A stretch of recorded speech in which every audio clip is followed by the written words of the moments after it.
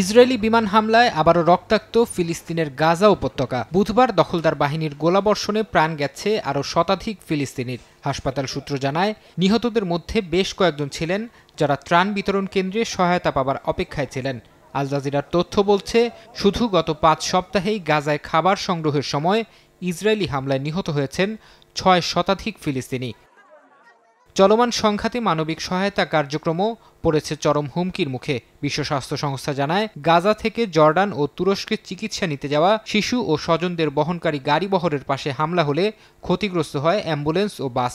কেউ আহত না হলেও পরিস্থিতি চরম আতঙ্কজনক ছিল বলে জানান সংস্থাটির প্রধান।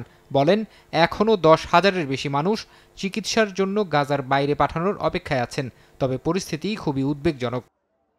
গাজার উত্তরাঞ্চলে হামাসের সঙ্গে তীব্র লড়াইয়ে ইসরায়েলি সেনা নিহতের খবর পাওয়া গেছে। দখলদার বাহিনীর দাবি, সুজাইয়া এলাকায় একটি ট্যাঙ্কে হামলা চালালে আর্মার্ড কোরের 82তম ব্যাটালিয়নের সদস্য নিহত হন। আহত হন বেশ কয়েকজন। এমন পরিস্থিতিতে হামাস নির্মূল করে সব জিম্মিকে মুক্ত করা হবে বলে আবারও মন্তব্য করেছেন ইসরায়েলি প্রধানমন্ত্রী বিনিয়ামিন নেতানিয়াহু।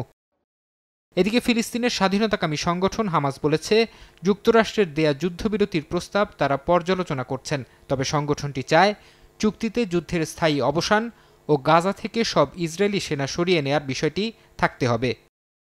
ফরহাদ চৌধুরী, সময় সংবাদ।